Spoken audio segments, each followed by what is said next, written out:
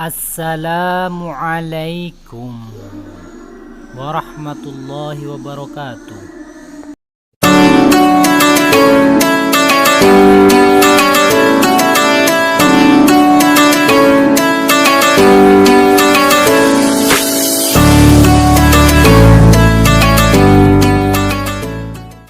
Ngaji bareng ya, terus ini bukan acara diskusi tapi acara apa? Ngaji. Saya mau ngaji tentang ayat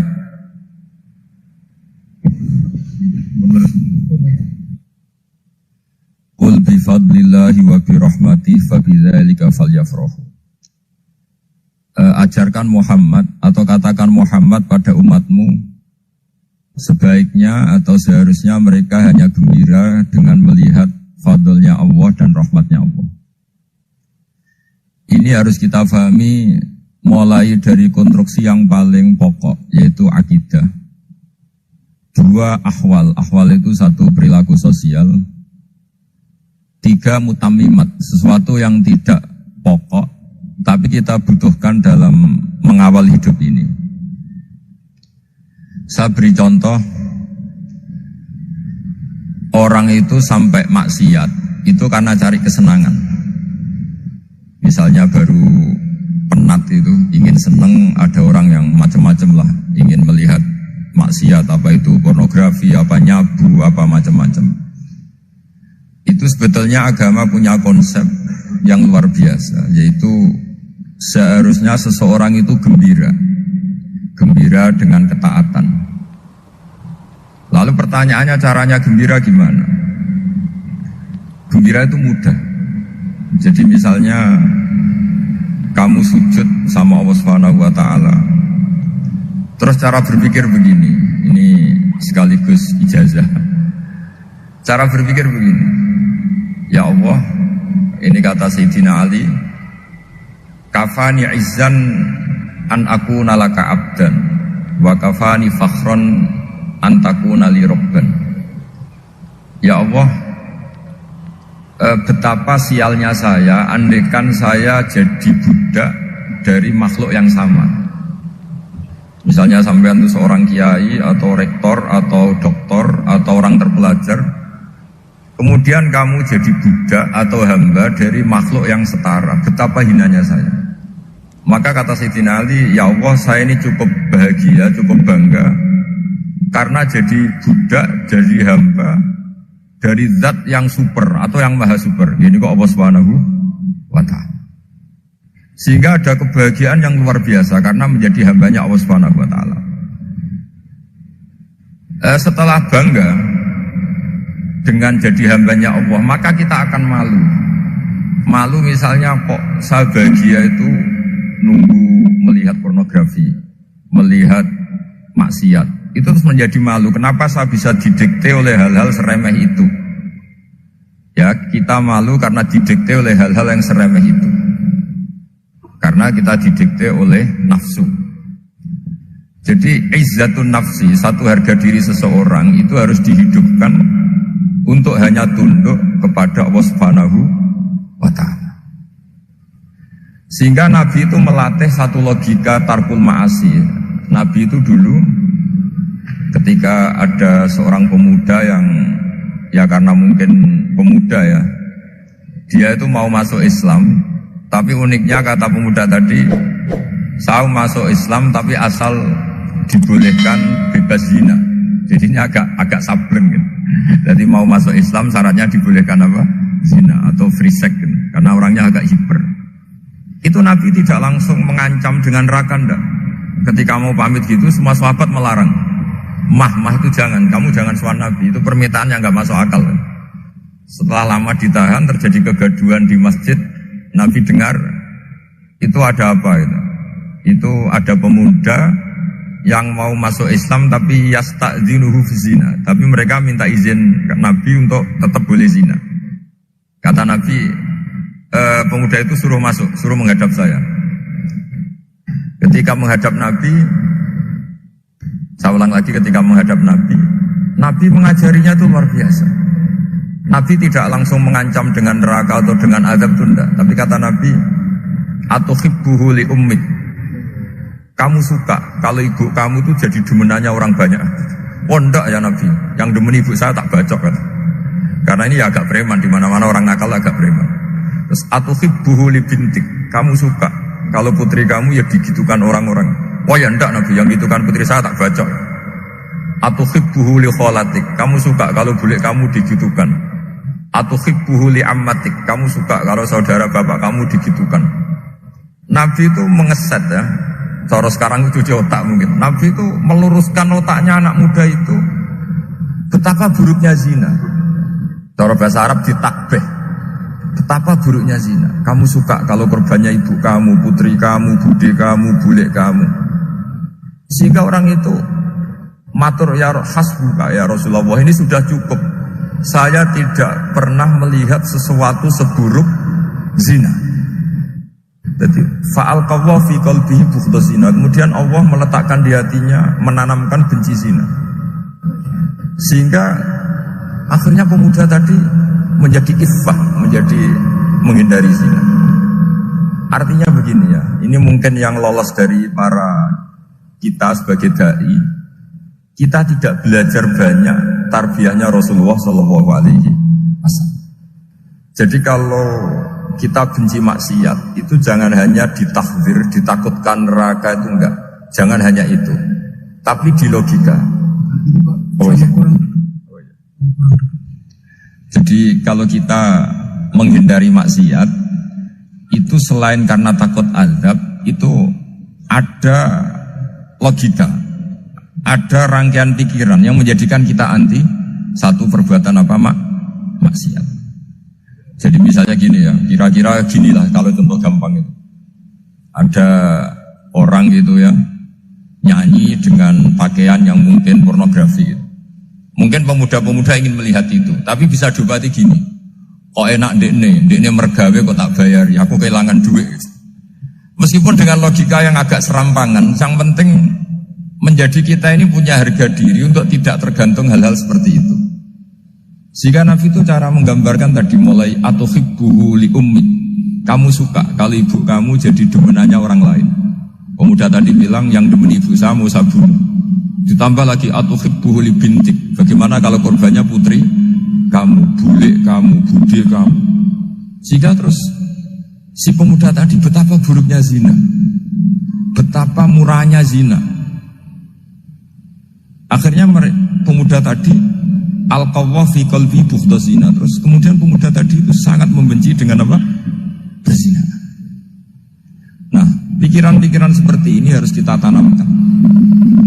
Harus kita tanamkan supaya orang itu benci melakukan maksiat. Karena satu memang takut suhtullah, takut dibendu Allah atau dibenci Allah. Dua, memang logika kita mengarahkan tidak maksiat. Nah ini yang terkait Unisula yang nangani kedokteran, nangani medis. Sesuatu yang dilarang Allah itu pasti madhar. Maka untuk melarang seseorang bergantung sama narkoba misalnya, atau hal-hal yang bahaya pada fisik, itu satu tentu bagi ahlullah, tentu karena takut Allah.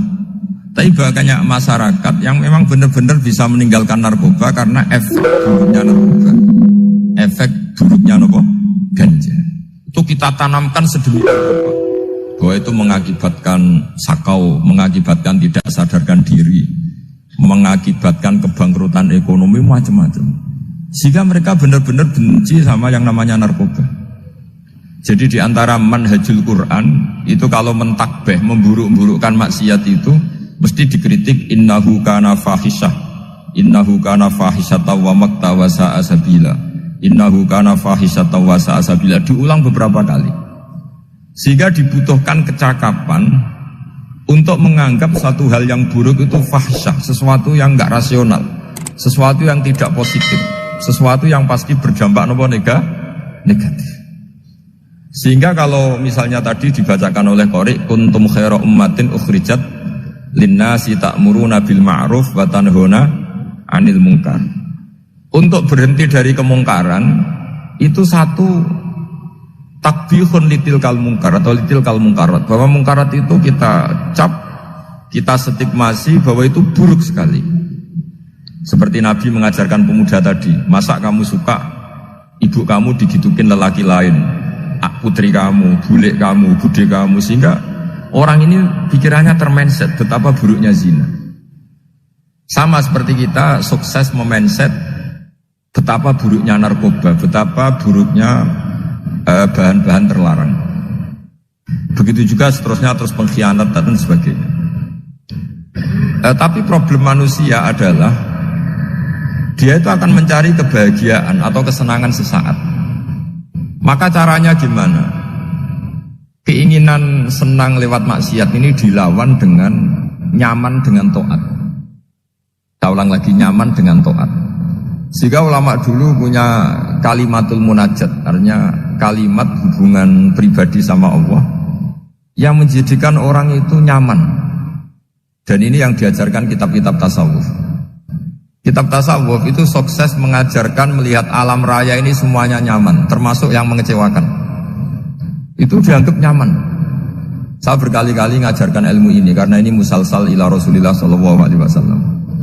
Itu pernah suatu saat Imam Ahmad itu dipanggil sama tetangganya, anak muda. Tentu Imam Ahmad ini orang yang sangat soleh, sangat waroi, sangat tunduk sama perintahnya Allah dan Rasul. Pemuda tadi manggil, ya Ahmad, datang ke rumah saya. Imam Ahmad datang. Setelah sampai ke pemuda tadi, sudah pulang lagi, saya tidak butuh kamu. Pulang lagi. Setelah sampai rumah dipanggil lagi, ya Ahmad, datang lagi. Datang lagi. Oh, saya tidak jadi butuh, pulang lagi. Sampai 3 kali. Dan itu perangai ekspresi Imam Ahmad itu atau ulama lain yang sesoleh beliau itu nyaman, indah. Beliau tetap senyum-senyum nyaman itu. Beliau tidak tersinggung, tidak terprovokasi, ya pokoknya tidak tersinggung, kelihatan nyaman. Lama-lama pemuda ini terus tanya, ya Ahmad, kamu saya perlakukan seperti ini kok tidak tersinggung? Kamu senyum-senyum saja, happy-happy saja. Jawabnya Imam Ahmad itu unik. Wahai pemuda, saya kamu panggil itu senang sekali. Karena kata Nabi, kalau kamu iman dengan Allah dan Rasul, maka hormatilah tetangga. Jadi saya senang.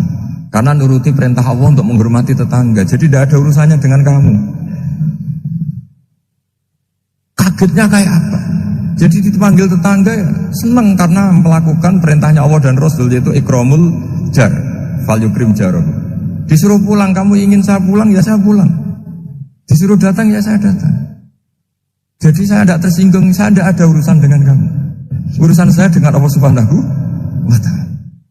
Itu kalau bapak-bapak istrinya ngomel terus sabar itu ya bagus. Saya tidak punya urusan. Kalau kamu terprovokasi oleh istri, berarti kamu didikte oleh makhluk. Masa seorang rektor didikte makhluk? Kan gak keren. Apalagi seorang habib didikte makhluk, kan gak keren. Yang bisa mendikte kita hanya Allah Subhanahu wa Ta'ala. Dan Allah mendikte kita, mengajarkan dia wa ashiruhunna bil ma'ruf fa in karihtumuhunna fa'asa an takrahu shay'a wa yaj'alallahu fi khairan katsira. Jadi cara melihat istri kita bawel gitu atau cerewet, alhamdulillah ini ada pahala tanpa modal, cukup sabar. Kalau istri kamu sedang mesra malah mintanya ke mall, malah biayanya tinggi. Murah mana dapat pahala dimarahin sama saat mesra minta ke mall? Milih yang pertama kan? Nah ya itu tidak usah modal itu. Ya gitu aja. Jadi kalau istri sedang marah bawel, anggap saja ini rezeki. Dapat pahala tanpa apa? Biaya. Nah kalau pas rukun malah nantang ke mall, biayanya malah tinggi. Jadi ulama dulu itu melihat dunia itu happy. Pernah Imam Syafi'i dikasih tahu, orang yang tadi nyium tangan kamu ya, itu di rumah menghujat Anda. Jadi dia sopan hanya di depan Anda, kalau di luar menghujat Anda. Jawabnya Imam Syafi'i lucu. Ya baguslah. Yang cerita ini kaget. Kenapa bagus ya Abu Abdillah? Kalau manggil Imam Syafi'i ya Abu Abdillah. Ya berarti saya masih wibawa, di depan saya ada berani katanya. Jadi dipandang enteng saja. Jadi kalau kamu di depan kamu istri kamu tidak berani belanja, tidak ada kamu belanja banyak, anggap saja Anda wibawa. Jadi enteng saja. Pernah Imam Syafi'i dikasih tahu, separuh dari kampung Anda itu gak suka kamu. Ya baguslah. Kenapa? Oh nak rukun malah bakal utang katanya gitu. Kira-kira yang utang itu yang rukun apa yang nengan? Yang rukun. Jadi enteng saja. Masyhur itu makalahnya Imam Syafi'i. Waman asa'a ilaika faqad atlaqaka. Orang yang berbuat buruk sama kamu berarti membebaskan kamu. Kalau saya sedang nenengan sama Habib Hasan Toha Putra, beliau naik Alphard nggak nawarin saya sah karena baru nenengan. Tapi kalau sedang rukun malah harus repot mana? Rukun sama tidak rukun? Repot rukun sebetulnya. Jadi Imam Syafi'i itu happy saja. Kalau sedang rukun sama tetangga ya dianggap rukun itu satu kenikmatan. Sedang nggak rukun ya dianggap satu kenikmatan. Jadi orang dulu itu serilek itu melihat dunia. Kalau kita kan enggak, ego. Wah saya ini suami kok dimarahin istri. Wah ini egonya bangkit. Padahal egonya bangkit itu ada kebodohan di situ. Yaitu seorang rektor didikte seorang istri, seorang makhluk.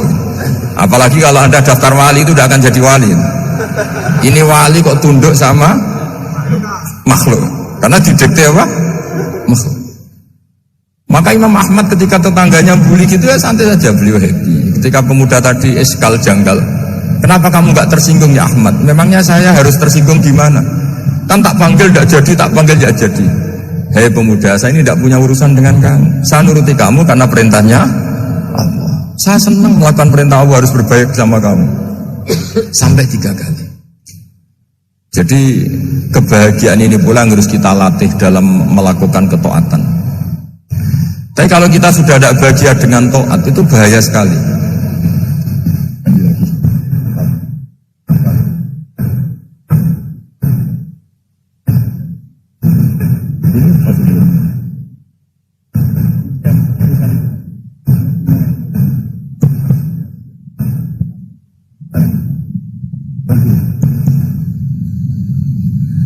Harus begini kan prosedurnya.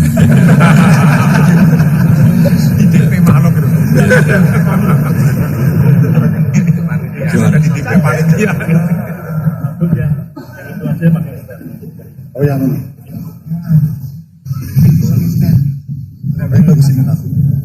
Anut saja.